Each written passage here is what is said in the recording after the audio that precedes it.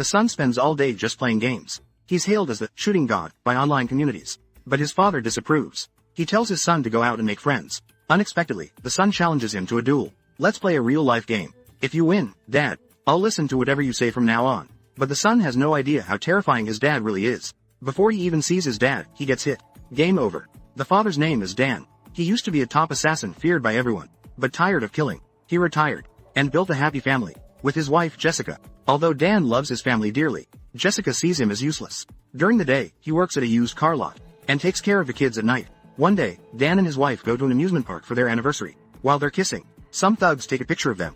Dan tells them to delete it immediately. Unexpectedly, they post it online and pour soda over his head. Dan shows no reaction.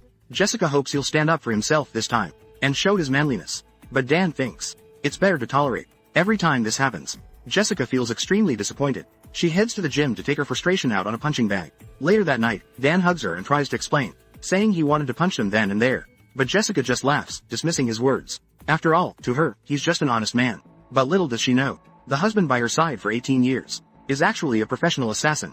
Dan takes his younger son to the supermarket. While he opens the fridge door, an assassin walks straight towards him. Dan realizes the posted picture has been seen by his enemies, so he no longer hides his skills and starts fighting back. He springs up in a flash, blocking every attack from his opponent, then takes the chance to punch him repeatedly in the face. Finally, he kicks him into the fridge. People in the supermarket look on in shock. Could he be possessed? Afterwards, Dan pays and leaves. He slams the gas pedal and speeds home. Upon arriving home, he searches for a black bag under the stairs. Inside are a few guns and a bunch of fake passports. But Dan hasn't been an assassin for years, and those passports have expired. Out of options, he contacts his old comrades to request some new fake passports. After that, Dan takes $2 million and his 3 kids to where his wife works. He tells her he's in a bad mood today and wants to plan a family trip. Although Jessica is surprised, she agrees with him. And so the family begins their journey to escape. On the road, Dan feels extremely tense. As expected, he notices a suspicious car following them. With years of experience as an assassin, Dan immediately senses something's wrong. He steps on the gas, turning in another direction, heading to the used car lot where he works, and uses the remote to close the gates, blocking the black car. Then, Dan drives to the repair garage, pretending to check under the car. And sure enough, he finds a tracking device underneath. This explains why the assassins were able to locate him. To shake them off, Dan removes the tracker and attaches it to his coworker's new car, saying the car isn't very fast.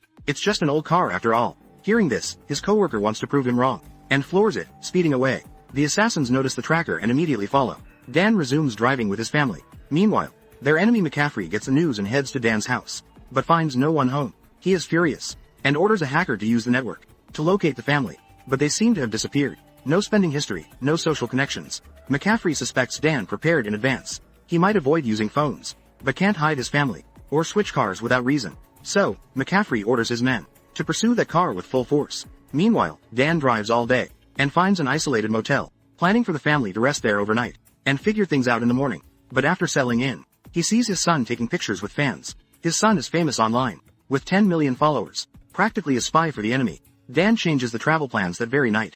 Jessica is at a loss. We're supposed to be on vacation, but we look like fugitives, leaving in the middle of the night after an exhausting day. Dan's family falls asleep, and sure enough, while crossing a bridge, Dan notices a group of assassins have found them. But as a master assassin, he stays calm. He connects his family's headphones to the car radio, plays a lullaby, then pulls out a silenced gun, and waits for the assassins to get closer. He pops out and takes down one of them. His son claps and laughs in delight. But then another assassin clings to the car. The younger son hands him a milk bottle, offering the enemy some milk. Dan swiftly takes down all the enemies. When his family wakes up, they're in Iowa City. Everything in the car is normal, as if nothing happened. His daughter is thrilled, because her boyfriend goes to college here. She's eager to surprise him, but her idea is too naive. Long-distance relationships aren't always loyal. Sure enough, when she knocks on his door, she finds him with another girl. She angrily turns back, seeing her so upset. Dan teaches her a little self-defense move, and then, she goes back to her boyfriend and gives him a lesson. Smile. Dan continues on the run. Jessica is excited, thinking they're going on a retreat, unaware of the danger awaiting them. After a long day's journey, the family finally arrives in Las Vegas. The vibrant night view makes Jessica forget the exhaustion of the trip. Dan books a 5-star hotel. The luxurious suite leaves Jessica speechless. She never imagined her husband, a used car salesman, could have this much money. But soon, she will understand. After settling his family in, Dan goes to meet an old comrade, who has helped him get fake identities, and bought them tickets to leave Las Vegas. Dan returns the favor by giving his comrade a bag of money. Back at the hotel, Dan hides a dagger in his sock, and prepares a gun just in case. Then he and Jessica head to the hotel restaurant. Before leaving, Dan tells the kids no matter what happens. Don't leave this room. But as soon as they leave, the kids take their younger sibling out to play. At the restaurant, Dan is about to tell Jessica about his assassin background, when the waiter speaks to him in French. Dan replies instinctively. To his surprise, Jessica understands. Dan assumes she also knows French, so he continues speaking to her in French. But Jessica only understands bits and pieces, and, though confused, finds Dan very charming. She gets excited and drags him back to the room, ready for a passionate night together. But just then, Dan notices assassins have broken into their room. He quickly dodges, and throws a bottle from under the table, knocking out 2 assassins. Before he can find his wife, Jessica is captured.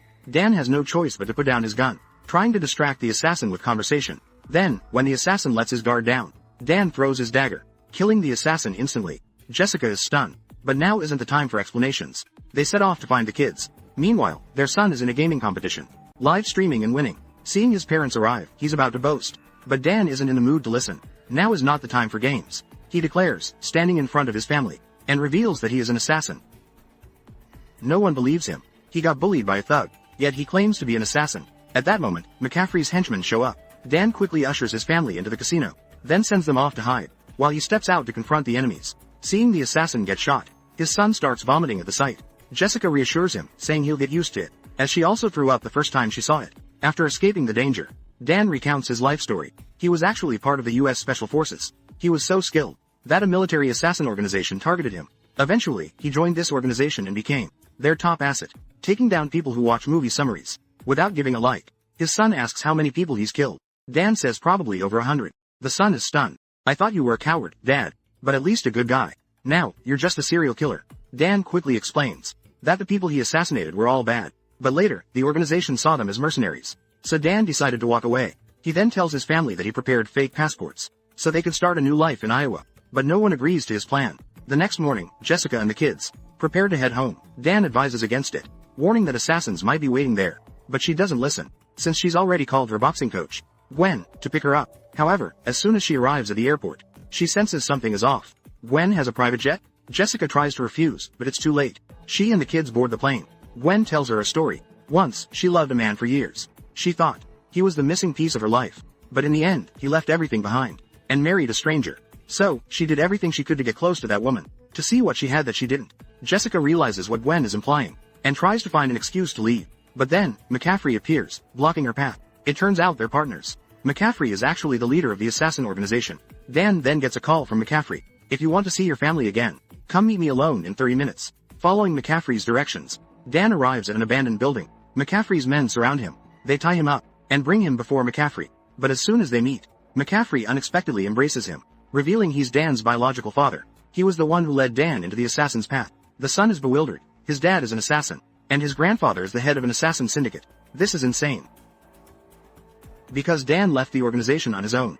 McCaffrey once tried to eliminate him, but no matter how many assassins he sent, they were no match for Dan. McCaffrey admired his talent, believing Dan was a naturally elite assassin, so he hoped Dan would return to the organization, and threatened to kill his family if he refused. With no choice, Dan agreed. McCaffrey, as Dan requested, released his family, but on the way back, Jessica began to have doubts. Without Dan, who would wake them up every morning? Who would change their youngest son's diapers? So when the elevator doors opened, Jessica attacked the guard with heavy weaponry, then picked up a gun from the ground and returned to rescue him. But when she entered, she saw a horrifying scene. Luckily, Dan was just pretending. After escaping the danger, the family was finally reunited. At this moment, McCaffrey calls his henchmen, but no one answers. McCaffrey realizes something must have happened, so he calls for reinforcements. Meanwhile, Dan observes this, and, for his family's future, decides to make a final stand. He tells his family to hide on the rooftop. His son controls a drone to monitor the situation, coordinating with his father. Dan plants a bomb in the elevator, taking down 2 assassins. Then, he instructs his son to use the drone to track the assassins' positions,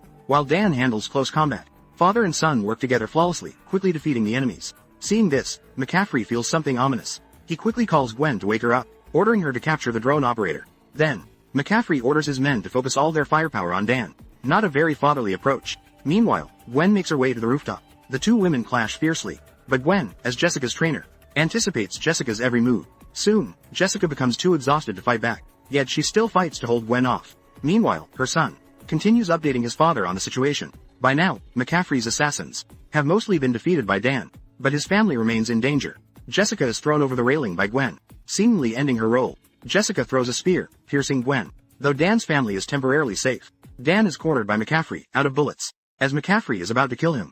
Dan's daughter runs over and calls out, "Grandpa." McCaffrey freezes, uncertain. Dan seizes the moment and knocks him out. In the end, McCaffrey is arrested, and Dan's family no longer has to live in fear. They continue their peaceful, happy life. Dan even uses his skills to start a security company. And so, the movie ends. This movie is called The Family Plan. Did you enjoy the movie? If you liked it, please give me a subscribe. If you thought it was just okay, feel free to leave feedback. Thank you all for watching. Goodbye and see you next time.